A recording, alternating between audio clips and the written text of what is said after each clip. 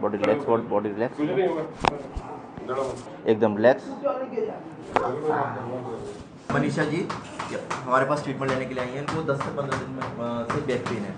तो आपने हमारे पास आते ही क्या कहा था?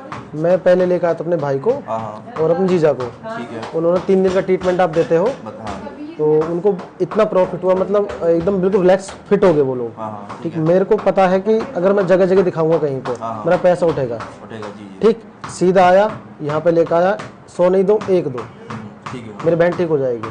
तो आप क्या कहना चाहेंगे हमारे बारे में, जो आप एक्सपीरियंस किया, जो लोग आप हमारे पास आते हैं? सबसे बेस्ट है यहाँ पे, जगह जगह मत जाइए, 100 जगह मत दिखाओ, एक जगह दिखाओ, यहाँ पे आओ, 1 नंबर है ट्रीटमेंट, 1 नंबर।